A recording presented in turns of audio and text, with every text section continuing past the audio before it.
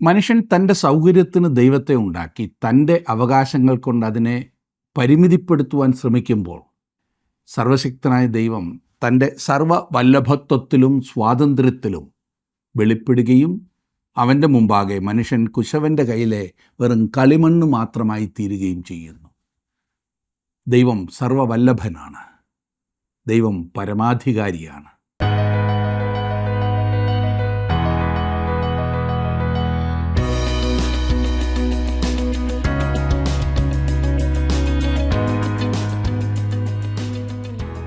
ജീവസന്ദേശത്തിൻ്റെ യിരെമ്യാ പ്രവാചകൻ്റെ പുസ്തക പഠനത്തിലേക്ക് സ്വാഗതം.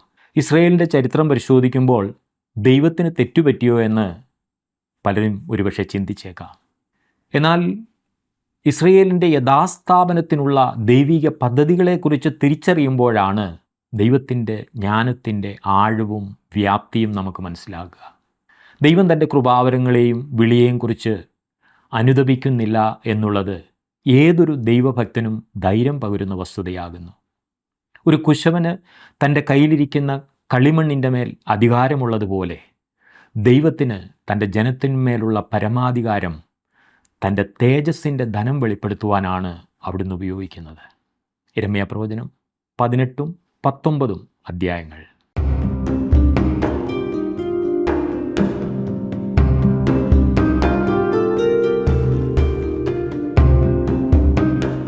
പാപത്താൽ ഹൃദയം കഠിനപ്പെടുത്തിയ യഹൂദ ജനം ദൈവശബ്ദം കേൾക്കുവാൻ തയ്യാറായിരുന്നില്ല.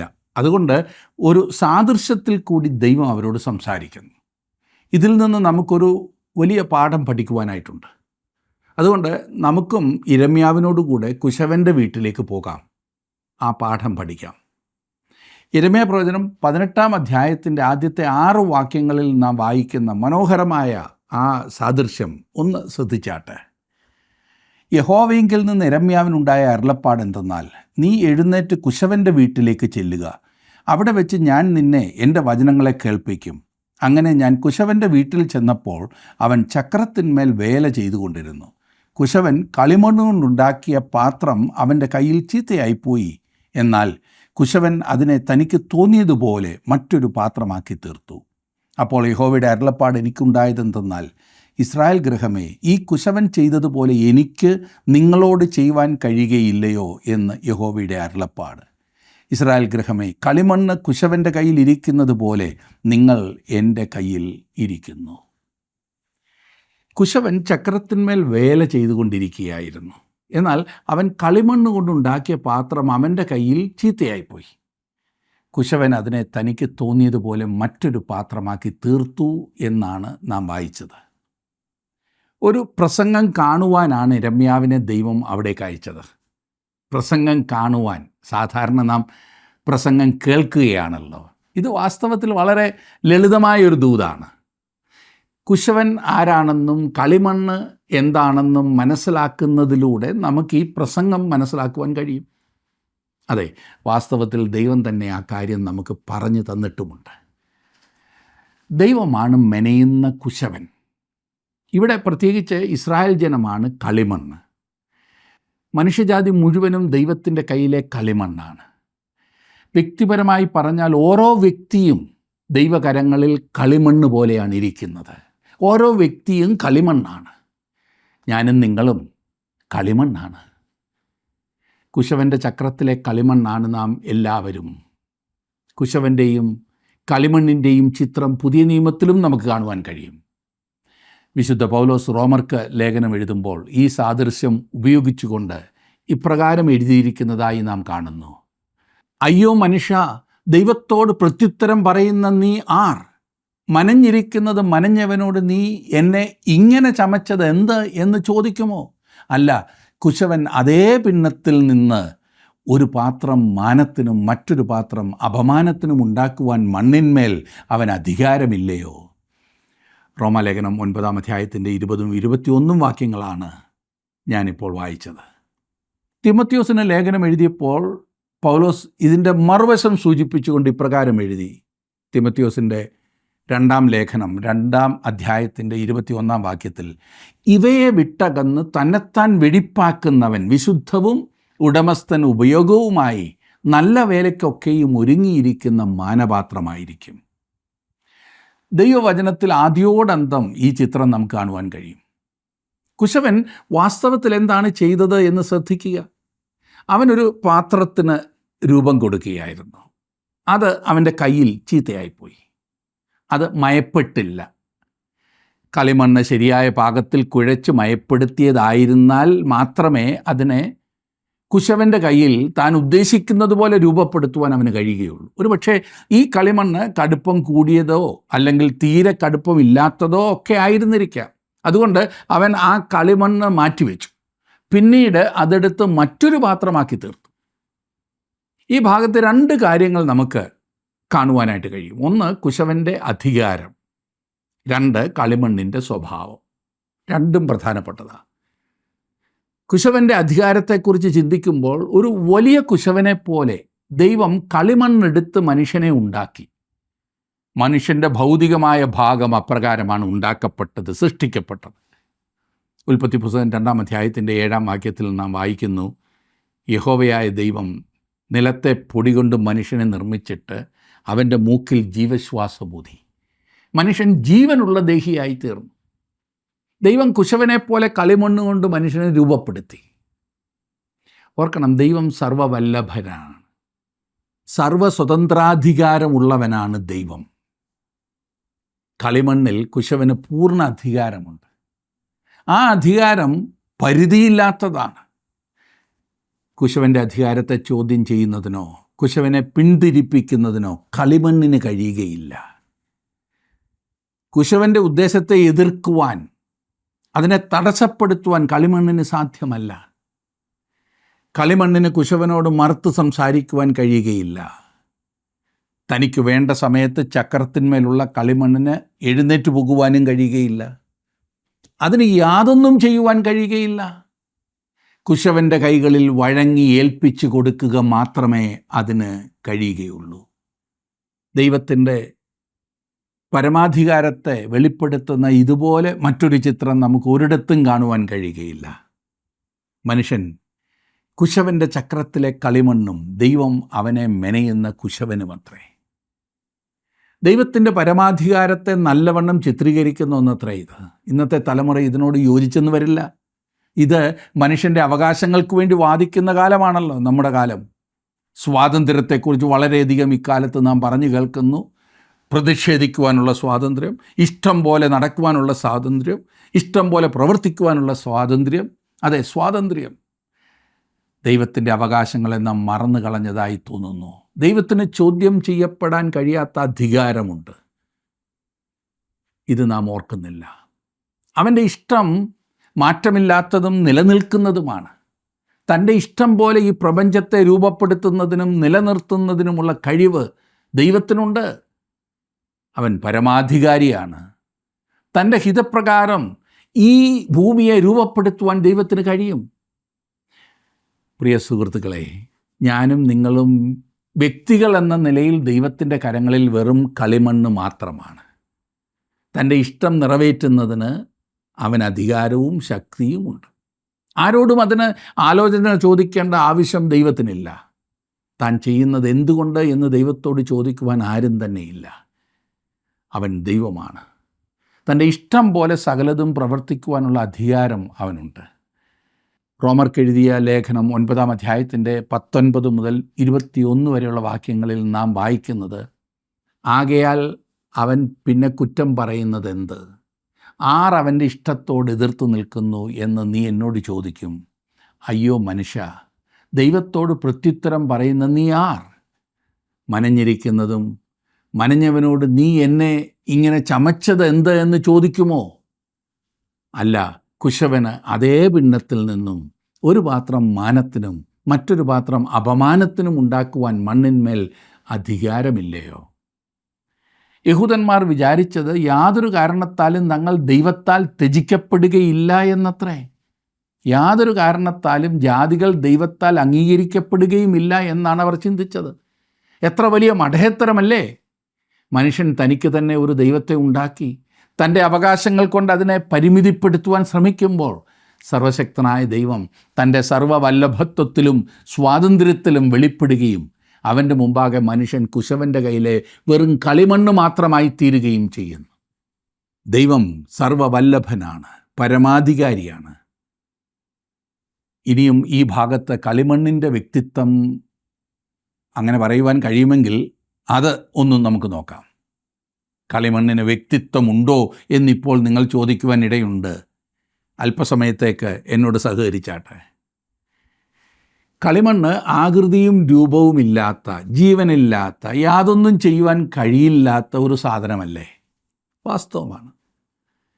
103 സങ്കീർത്തനത്തിൻ്റെ 14 വാക്യത്തിൽ സങ്കീർത്തനക്കാരൻ പാടിയിരിക്കുന്നത്, അവൻ നമ്മുടെ പ്രകൃതി അറിയുന്നുവല്ലോ, നാം പൊടി എന്നവൻ ഓർക്കുന്നു. നാം പൊടി എന്ന് ദൈവം ഓർക്കുന്നു. എന്നാൽ മനുഷ്യൻ പലപ്പോഴും ഇക്കാര്യം മറന്നു പോകാറുണ്ട്. നാം പൊടിയാകുന്നു എന്ന കാര്യം നാം മറന്നാലും ദൈവം അത് ഓർക്കുന്നു. അത് നാം മറക്കരുത്. കുശവൻ്റെ ചക്രത്തിന്മേൽ ഇരിക്കുന്ന കളിമണ്ണ് നോക്കുക. അതിന് യാതൊരു ആഗ്രഹവും താല്പര്യവുമില്ല. അതിന് യാതൊരു അവകാശവാദവുമില്ല. സ്വയമായി യാതൊരു കഴിവുമില്ല. ബൈബിളിൽ ഈ കാര്യം ഉറപ്പായി തന്നെ പറയുന്നു. എഫേസ്യർക്ക് എഴുതിയ ലേഖനം 2-ാം അധ്യായത്തിൻ്റെ 1-ാം വാക്യത്തിൽ പൗലോസ് അപ്പോസ്തലൻ പറഞ്ഞിരിക്കുന്നത് ശ്രദ്ധിച്ചാട്ടെ, അതിക്രമങ്ങളാലും പാപങ്ങളാലും മരിച്ചവരായിരുന്ന നിങ്ങളെയും അവൻ ഉയർപ്പിച്ചു. അതാണ് മനുഷ്യൻ്റെ അവസ്ഥ. അതേ അധ്യായത്തിൽ എഫേസ്യർ 2-ന്റെ-12-ാം വാക്യത്തിൽ അപ്പോസ്തലൻ ഇതേക്കുറിച്ച് കൂടുതൽ വിശദീകരിച്ചുകൊണ്ട് ഇപ്രകാരം പറഞ്ഞു, അക്കാലത്ത് നിങ്ങൾ ക്രിസ്തുവിനെ കൂടാതെയുള്ളവരും ഇസ്രായേൽ പൗരതയോട് സംബന്ധമില്ലാത്തവരും വാഗ്ദത്തത്തിൻ്റെ നിയമങ്ങൾക്ക് അന്യരും പ്രത്യാശയില്ലാത്തവരും ലോകത്തിൽ ദൈവമില്ലാത്തവരുമായിരുന്നു എന്ന് ഓർത്തുകൊള്ളുവിൻ. കുശവൻ്റെ ചക്രത്തിന്മേലിരിക്കുന്ന കളിമണ്ണ് ഇതിൽ നിന്നും വ്യത്യസ്തമല്ല. റോമാലേഖനം 5-ാം അധ്യായത്തിൻ്റെ 6-ാം വാക്യത്തിൽ പൗലോസ് എഴുതി, നാം ബലഹീനരായിരിക്കുമ്പോൾ തന്നെ ക്രിസ്തു തക്ക സമയത്ത് അഭക്തർക്ക് വേണ്ടി മരിച്ചു എന്ന്. നമ്മുടെ ദൈവം സർവവല്ലഭനായ ദൈവമാണെന്നും നാം കളിമണ്ണ് മാത്രമാണെന്നും ഞാനും നിങ്ങളും സമ്മതിക്കേണ്ടത് ആവശ്യമാണ്. നാം അതിക്രമങ്ങളാലും പാപങ്ങളാലും മരിച്ചവരായിരുന്നു, ദൈവത്തിൽ നിന്ന് അകന്നവരായിരുന്നു. നാം ബലഹീനരാകുന്നു, ദൈവം ശക്തനായ കുശവനാകുന്നു. അതുകൊണ്ട് ഇച്ഛിക്കുന്നവനാലുമല്ല, ഓടുന്നവനാലുമല്ല, കരുണ തോന്നുന്ന ദൈവത്താൽ അത്രേ സകലവും സാധിക്കുന്നതെന്ന് റോമലേഖനം 9-ാം അധ്യായത്തിൻ്റെ 16-ാം വാക്യത്തിൽ നാം വായിക്കുന്നത് എത്ര വാസ്തവമായിരിക്കുന്നു. സകലത്തിന്മേലും അധികാരം ദൈവത്തിനാണുള്ളത്. ദൈവത്തോട് യാതൊരു അവകാശവാദവും ഉന്നയിക്കുവാൻ നമുക്കാർക്കും കഴിയുകയില്ല. റോമാലേഖനം 9-ാം അധ്യായത്തിൻ്റെ 15-ാം വാക്യത്തിൽ നാം വായിക്കുന്നു, എനിക്ക് കരുണ തോന്നണം എന്നുള്ളവനോട് കരുണ തോന്നുകയും എനിക്ക് കനിവ് തോന്നണം എന്നുള്ളവനോട് കനിവ് തോന്നുകയും ചെയ്യുമെന്ന് ദൈവം മോശയോട് അരുളി ചെയ്യുന്നു. മോശ ദൈവത്തോട് അപേക്ഷിച്ചപ്പോൾ ദൈവം അവനോട് ഇപ്രകാരം പറഞ്ഞു, മോശേ, ഞാൻ നിൻ്റെ അപേക്ഷ കേൾക്കുവാൻ പോകുകയാണ്. എന്നാൽ നീ മോശയായതുകൊണ്ടല്ല ഞാൻ നിൻ്റെ അപേക്ഷ കേൾക്കുന്നത്, പിന്നെയോ ഞാൻ കരുണയുള്ള ദൈവമായതുകൊണ്ടാണ് ഞാൻ നിൻ്റെ അപേക്ഷ കേൾക്കുന്നത്. അതുകൊണ്ടാണ് ദൈവം മോശയുടെ അപേക്ഷ കേട്ടത്. ദൈവം ആർക്കും കടപ്പെട്ടവനോ ബാധ്യസ്ഥനോ അല്ല. തനിക്കിഷ്ടം പോലെ പ്രവർത്തിക്കുവാനുള്ള അധികാരം ദൈവത്തിനുണ്ട്. അവിടുന്ന് നീതിമാനായ ദൈവമാണ്, അവൻ വിശുദ്ധനാണ്. നഷ്ടപ്പെട്ട ലോകത്തിലാണ് നാം ജീവിക്കുന്നത്. ദൈവത്തോട് എന്തെങ്കിലും അവകാശവാദം ഉന്നയിപ്പാൻ മനുഷ്യന് യാതൊരു അവകാശവും ഇല്ല എന്ന കാര്യം നാം ഒരിക്കലും മറക്കരുത്. എന്നാൽ ഇതിൻ്റെ മറുവശം കൂടി നമുക്ക് നോക്കാം. കളിമണ്ണിൻ്റെ ശക്തിയെക്കുറിച്ച്, കുശവൻ്റെ വ്യക്തിത്വത്തെക്കുറിച്ച് നമുക്ക് ചിന്തിക്കാം. കുശവൻ കളിമണ്ണ് കൊണ്ടുണ്ടാക്കിയ പാത്രം അവൻ്റെ കയ്യിൽ ചീത്തയായിപ്പോയി. എന്നാൽ കുശവൻ അതിനെ തനിക്ക് തോന്നിയതുപോലെ മറ്റൊരു പാത്രമാക്കി തീർത്തു. ഞാൻ പറഞ്ഞല്ലോ, ദൈവം സർവവല്ലഭനാകുന്നു. അത് പ്രമാണം മാത്രമല്ല, ഒരു ഉദ്ദേശം കൂടി ഇവിടെ നമുക്ക് കാണുവാൻ കഴിയും. കളിമണ്ണിൻ്റെ ശക്തി എന്താണെന്ന് നോക്കുക. സാഹചര്യമാകുന്ന ചക്രത്തിലാണ് കളിമണ്ണിരിക്കുന്നത്. ജീവിതത്തിലെ പ്രധാനപ്പെട്ട തീരുമാനങ്ങൾ പള്ളികളിലോ വിശുദ്ധ സ്ഥലത്ത് വെച്ചോ അല്ല എടുക്കുന്നത്.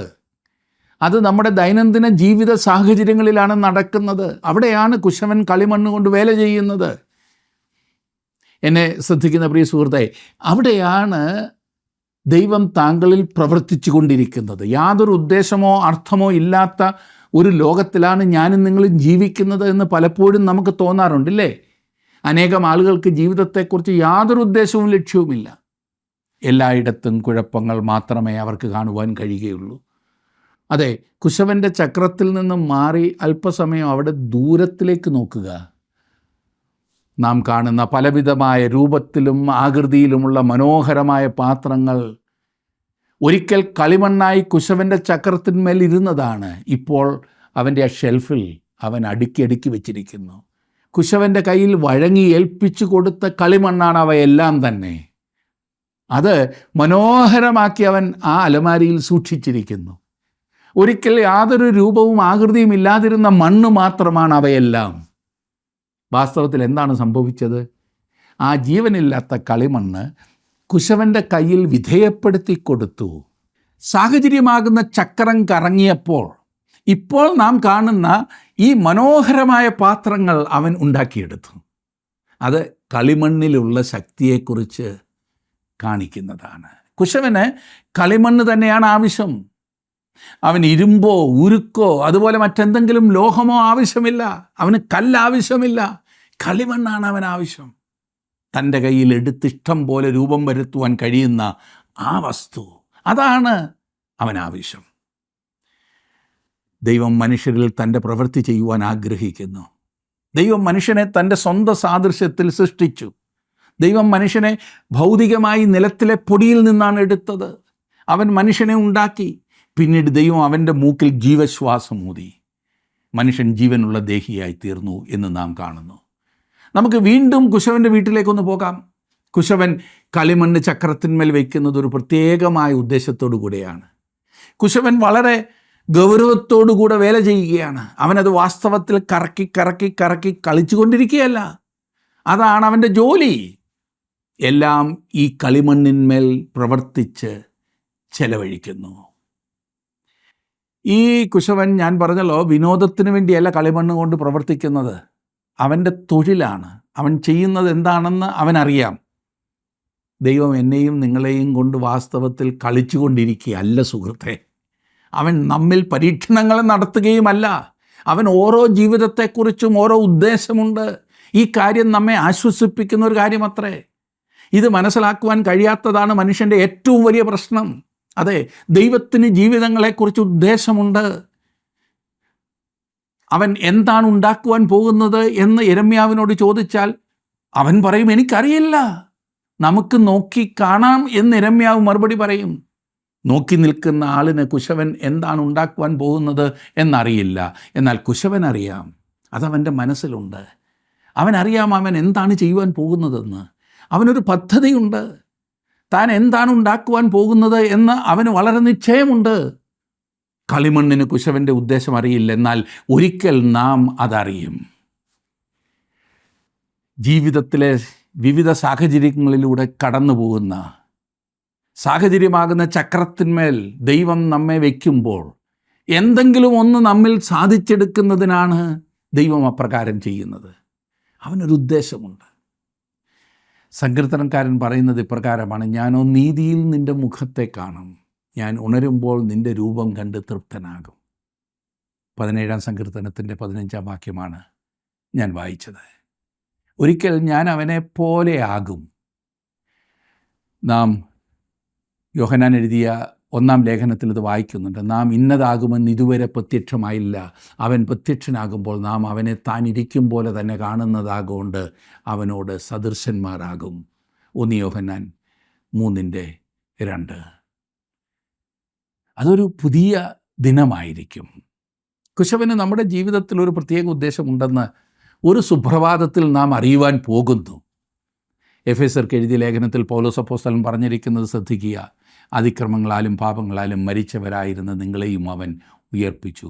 അതുമാത്രമല്ല, അതേ അധ്യായത്തിൻ്റെ 7-ാം വാക്യത്തിൽ പറഞ്ഞിരിക്കുന്നു: ക്രിസ്തു യേശുവിൽ നമ്മെക്കുറിച്ചുള്ള വാത്സല്യത്തിൽ തൻ്റെ കൃപയുടെ അത്യന്ത ധനത്തെ വരും കാലങ്ങളിൽ കാണിക്കേണ്ടതിന് ക്രിസ്തു യേശുവിൽ അവനോടുകൂടെ ഉയർത്തെഴുന്നേൽപ്പിച്ച് സ്വർഗത്തിലിരുത്തുകയും ചെയ്തു. ജീവനില്ലാത്ത മണ്ണിനെക്കൊണ്ട് കുശവൻ എന്തു ചെയ്യാൻ കഴിയുമെന്നുള്ളത് ഭാവിയിൽ നമ്മിൽ വെളിപ്പെടുവാൻ പോകുന്ന ആ തേജസ്സിനെക്കുറിച്ചാണ് പറയുന്നത്. ദൈവത്തിനാണ് സകല മഹത്വവും. യജമാൻ്റെ കരത്തിൽ ഒരു മാനപാത്രമായിരിക്കുന്നത് മനോഹരമായ കാര്യമാണല്ലേ? ഇനിയും കുശവൻ്റെ വ്യക്തിത്വത്തെക്കുറിച്ച് നമുക്ക് അല്പം ഒന്ന് ചിന്തിച്ച് നോക്കാം. ഇതാണ് ഏറ്റവും പ്രധാനപ്പെട്ട കാര്യമെന്ന് ഞാൻ പറയട്ടെ. അതിനുവേണ്ടി വീണ്ടും നാം കുശവൻ്റെ വീട്ടിലേക്ക് പോകേണ്ടിയിരിക്കും. കുശവൻ ഒരു ദയയുള്ള മനുഷ്യനെ പോലെ തോന്നുന്നുവല്ലോ എന്ന് ഞാൻ യിരെമ്യാവിനോട് പറയുന്നു. അതെ, കളിമണ്ണിനെ മുറിപ്പെടുത്തുവാൻ അവൻ ആഗ്രഹിക്കുന്നില്ല. കളിമണ്ണ് വഴങ്ങിക്കൊടുക്കണമെന്ന് അവൻ ആഗ്രഹിക്കുന്നു. കാരണം അതുകൊണ്ട് അവൻ എന്തോ ഒന്നുണ്ടാക്കണം, ഒരു ഉദ്ദേശമുണ്ട്. ഞാൻ കുശവൻ്റെ മുഖത്തേക്ക് നോക്കി. അവൻ വളരെ താല്പര്യമുള്ളവനായി കാണപ്പെട്ടു. അവൻ കളിമണ്ണിൽ വളരെയധികം താല്പര്യമുള്ളവനെ പോലെ കാണുവാൻ കഴിയുമെന്ന് യിരെമ്യാവ് പറയും. ദൈവം നമ്മെ മെനയുന്ന നല്ല കുശവനെ പോലെയാണ്. ഇതെനിക്ക് കാണുവാൻ കഴിഞ്ഞിരുന്നെങ്കിൽ എത്ര നന്നായിരുന്നു. എന്നാൽ എനിക്ക് ദൈവത്തെ കാണുവാൻ കഴിയുകയില്ലെന്ന് തിരുവചനം പറയുന്നുണ്ടല്ലേ. യോഹന്നാൻ എഴുതിയ സുവിശേഷത്തിൽ നമ്മൾ വായിക്കുന്നുണ്ട്. ഫിലിപ്പോസ് അത് ചോദിച്ചു. അപ്പോൾ ഫിലിപ്പോസ് യേശുവിനോട് പറഞ്ഞു, കർത്താവെ, ഞങ്ങൾക്ക് പിതാവിനെ കാണിച്ചു തരണം, എന്നാൽ ഞങ്ങൾക്ക് മതിയെന്ന്. കർത്താവായ യേശു അവനോട് ഇപ്രകാരം പറഞ്ഞു, എന്നെ കണ്ടവൻ പിതാവിനെ കണ്ടിരിക്കുന്നു. നമുക്ക് കുശവനെ നല്ലവണ്ണം ഒന്ന് ശ്രദ്ധിച്ച് നോക്കാം. അദ്ദേഹത്തിൻ്റെ കാലുകൾ കൊണ്ട് നമ്മുടെ സാഹചര്യമാകുന്ന ചക്രത്തെ ചവിട്ടി തിരിക്കുന്നു. അവിടുത്തെ കരങ്ങൾ കൊണ്ട് കളിമണ്ണിൽ വളരെ കലാപരമായും താല്പര്യത്തോടും സ്നേഹത്തോടും പ്രത്യേക ഉദ്ദേശത്തോടും കൂടെ പ്രവർത്തിച്ചു കൊണ്ടിരിക്കുന്നു. അവനെ ഞാൻ സൂക്ഷിച്ചു നോക്കി. അവൻ്റെ കാലുകളിൽ പാടുകളുണ്ട്. അവൻ്റെ കൈകളിൽ ആണികൊണ്ട് മുറിവേറ്റ പാടുകൾ കാണുവാനും കഴിയും. അതേ, മത്തായി എഴുതിയ സുവിശേഷം 27-ാം അധ്യായത്തിൻ്റെ 3 മുതൽ 10 വരെയുള്ള വാക്യങ്ങളിൽ ആ വലിയ സത്യം വെളിപ്പെടുത്തിയിട്ടുണ്ട്. ആ ഭാഗം നിങ്ങൾ ശ്രദ്ധിച്ച് വായിക്കണം. 2 വാക്യങ്ങൾ എന്നെ അതിശയിപ്പിക്കുന്നുണ്ട് ആ കൂട്ടത്തിൽ. ഒന്ന്, പരദേശികളെ കുഴിച്ചിടുവാൻ അതുകൊണ്ട് കുശവൻ്റെ നിലം വാങ്ങി, ആകയാൽ ആ നിലത്തിന് ഇന്ന് വരെ രക്തനിലം എന്ന് പേർ പറയുന്നു. ഇസ്രായേൽ മക്കൾ വിലമതിച്ചവൻ്റെ വിലയായ 30 വെള്ളിക്കാശ് അവർ എടുത്ത് കർത്താവ് എന്നോട് അരുളി ചെയ്തതുപോലെ കുശവൻ്റെ നിലത്തിന് വേണ്ടി കൊടുത്തു എന്ന് യിരെമ്യാ പ്രവാചകൻ മുഖാന്തരം അരുളി ചെയ്തതിന് അന്ന് നിവർത്തി വന്നു. രക്തനിലം എന്ന് അവർ അതിനെ വിളിച്ചപ്പോൾ തങ്ങൾ എന്താണ് വാസ്തവത്തിൽ ചെയ്തത് എന്ന് അവർ മനസ്സിലാക്കിയിരുന്നില്ല. ഈ കുശവൻ മറ്റ് ഏതൊരു കുശവനേക്കാളും പ്രത്യേകതയുള്ളവനാണ്. അവൻ നിലത്തിലേക്ക് പോയി ആ ചീത്തയായ കളിമൺ കഷ്ണങ്ങളെ എടുത്ത് വീണ്ടും ചക്രത്തിന്മേൽ വെച്ച് വീണ്ടും അവയെ മറ്റൊരു പാത്രമാക്കി തീർക്കുവാൻ തൻ്റെ രക്തം ഒഴുക്കി. നാം ജീവിതത്തിൽ തെറ്റുകൾ ചെയ്യുമ്പോൾ ദൈവം നമ്മെ എന്നേക്കുമായി തള്ളിക്കളയുകയാണോ ചെയ്യുന്നത്? നമ്മുടെ ജീവിതങ്ങളിൽ പരാജയങ്ങൾ സംഭവിക്കുമ്പോൾ അവൻ നമ്മെ വിട്ടുകളയുകയാണോ? ഒരിക്കലുമല്ല. അവൻ തൻ്റെ പ്രവർത്തനം നമ്മിൽ അവസാനിപ്പിച്ചിട്ടില്ല. അതായത് കളിമണ്ണ് അവന് വഴങ്ങിക്കൊടുക്കുമെങ്കിൽ അവൻ തുടർന്നും അതിൽ പ്രവർത്തിക്കുവാൻ മതിയായവനാണ്. കളിമണ്ണ് കുശവന് തന്നെ വിധേയപ്പെടുത്തി കൊടുക്കുകയാണ് ചെയ്യുന്നത്. ഏറ്റവും അത്യാവശ്യമായ കാര്യം അതാണ്. നിലത്തിന് വേണ്ടിയുള്ള വില അവൻ കൊടുത്തു. അത് രക്തനിലമാണ്. താങ്കളുടെ ജീവിതത്തിലേക്ക് തിരിഞ്ഞു നോക്കിക്കൊണ്ട്, എന്തൊരു പരാജയം, ദൈവത്തിന് എന്നെ ഇനിയും ഉപയോഗിക്കുവാൻ കഴിയുമെന്ന് ഞാൻ ചിന്തിക്കുന്നില്ല. അങ്ങനെ പറഞ്ഞാൽ പ്രിയ സുഹൃത്തെ, ഇന്ന് താങ്കൾ ആ ചീത്തയായിപ്പോയ കളിമണ്ണ് പോലെയാകുന്നുവെങ്കിൽ ദൈവം പ്രവർത്തിക്കുവാൻ ആഗ്രഹിക്കുന്നു. അവിടെയാണ് അവൻ പ്രവർത്തിക്കുന്നത്. താങ്കൾ അനുവദിക്കുമെങ്കിൽ ദൈവം താങ്കളിൽ പ്രവർത്തിക്കും. താങ്കളുടെ വീണ്ടെടുപ്പിന് ആവശ്യമായ വില അവൻ നേരത്തെ തന്നെ കൊടുത്തു തീർത്തിരിക്കുകയാണ്. നമ്മുടെ സ്വന്തം പരിശ്രമങ്ങൾ കൊണ്ട് കൂടുതൽ വഷളാകുക മാത്രമേ ഉള്ളൂ. എന്നാൽ ദൈവത്തിന് നമ്മെ സാഹചര്യമാകുന്ന ചക്രത്തിലിട്ട് ഒരു മാനപാത്രമായി രൂപാന്തരപ്പെടുത്തിയെടുക്കുവാൻ കഴിയുമെന്ന് മറക്കരുത്. 19-ാം അധ്യായം ഇതുമായി ചേർത്ത് ചിന്തിപ്പാൻ സാധിക്കും. 19-ാം അധ്യായത്തിലേക്ക് വരുമ്പോൾ ദൈവം യിരെമ്യാവിനോട് പറയുന്നത്, നീ പോയി കുശവനോടൊരു മൺകുടം വിലയ്ക്ക് വാങ്ങി സാക്ഷ്യത്തിനായി ജനത്തിൻ്റെ മൂപ്പന്മാരിലും പുരോഹിതന്മാരുടെ മൂപ്പന്മാരിലും ചിലരെ കൂട്ടിക്കൊണ്ട് ബെൻഹിന്നോൻ താഴ്വരയിലേക്ക് പോകുക എന്നത്രേ. ഞാൻ 1-2 വാക്യങ്ങൾ വായിക്കാം. 19-ാം അധ്യായത്തിൻ്റെ 2 മുതൽ 5 വരെയുള്ള വാക്യങ്ങൾ. അവിടെ കാണുന്നത്, ഹർസീസ് വാതിലിൻ്റെ പുറമെയുള്ള ബെൻഹിന്നോൻ താഴ്വരയിൽ ചെന്ന് ഞാൻ നിന്നോട് അരുളി ചെയ്യുന്ന വാക്കുകളെ അവിടെ പ്രസ്താവിച്ച് പറയേണ്ടത്, യഹൂദ രാജാക്കന്മാരും യെരൂശലേം നിവാസികളുമായുള്ളവരെ, യഹോവയുടെ വചനം കേൾപ്പീൻ. ഇസ്രായേലിൻ്റെ ദൈവമായ യഹോവ ഇപ്രകാരം അരുളി ചെയ്യുന്നു, കേൾക്കുന്നവൻ്റെ ചെവി മുഴങ്ങത്തക്കവണ്ണം ഞാൻ ഈ സ്ഥലത്തിനൊരനർത്ഥം വരുത്തും. അവർ എന്നെ ഉപേക്ഷിച്ച് ഈ സ്ഥലത്തെ വഷളാക്കി തങ്ങളും തങ്ങളുടെ പിതാക്കന്മാരും യഹൂദ രാജാക്കന്മാരും അറിഞ്ഞിട്ടില്ലാത്ത അന്യദേവന്മാർക്ക് അവിടെ വെച്ച് ധൂപം കാട്ടി ഈ സ്ഥലത്തെ കുറ്റമില്ലാത്തവരുടെ രക്തം കൊണ്ട് നിറയ്ക്കുകയും ബാലിന് ഹോമബലികളായി തങ്ങളുടെ പുത്രന്മാരെ തീയിലിട്ട് ദഹിപ്പിപ്പാൻ ബാലിന് പൂജാഗിരികളെ പണിയുകയും ചെയ്തിരിക്കുന്നു. അത് ഞാൻ കൽപ്പിച്ചിട്ടില്ല, അരുളി ചെയ്തിട്ടില്ല, എൻ്റെ മനസ്സിൽ വന്നിട്ടുമില്ല. അവിടെയായിരുന്നു ഈ മോലേക്ക് എന്ന് പറയുന്ന ദേവനുള്ള ഭീകരമായ ആരാധന നടന്നിരുന്നത്. അതുകൊണ്ട് ഹിന്നോം താഴ്വര ഉടനെ തന്നെ കുലത്താഴ്വര എന്ന പേരിൽ അറിയപ്പെടും എന്ന് ദൈവം പറയുന്നു. അവർ അവരുടെ കുഞ്ഞുങ്ങളെ ബാലിനും മോലേക്കിനും യാഗം കഴിച്ചുകൊണ്ടിരുന്നത് ഇവിടെയത്രേ. ദൈവം അതിനെ ന്യായം വിധിക്കുന്നതായിട്ടാകുന്നു നാം കാണുന്നത്. 19-ാം അധ്യായത്തിൻ്റെ 10 മുതൽ 15 വരെയുള്ള വാക്യങ്ങളിൽ നാം കാണുന്നത്, നന്നാക്കിക്കൂടാതെ വണ്ണം കുശവൻ്റെ പാത്രം ഉടച്ചു കളഞ്ഞതുപോലെ ഞാൻ ഈ ജനത്തെയും ഈ നഗരത്തെയും ഉടച്ചു കളയുമെന്ന് ദൈവം പറയുന്നതാണ്. തീയിൽ ചുട്ടെടുത്ത കളിമൺ പാത്രം ഉടഞ്ഞു പോയാൽ പിന്നീട് അത് നന്നാക്കിയെടുക്കുവാൻ കഴിയുകയില്ല. അതിനെ എറിഞ്ഞു കളക മാത്രമേ പിന്നീട് ചെയ്യുവാൻ കഴിയുകയുള്ളൂ. എന്നെ ശ്രദ്ധിക്കുന്ന താങ്കളുടെ ജീവിതത്തിൽ ഒരിക്കലും അങ്ങനെ സംഭവിക്കാതിരിക്കുവാൻ ദൈവകരങ്ങളിൽ പൂർണ്ണമായി ഏൽപ്പിക്കുന്നതിനായി ഞാൻ നിങ്ങളോട് അപേക്ഷിക്കുകയാണ്. അതിനായി ദൈവത്തോട് പ്രാർത്ഥിക്കുക. ദൈവം നിങ്ങളെ അതിനായി സഹായിക്കും. ദൈവം നിങ്ങളെ സമൃദ്ധിയായിട്ട് അനുഗ്രഹിക്കട്ടെ.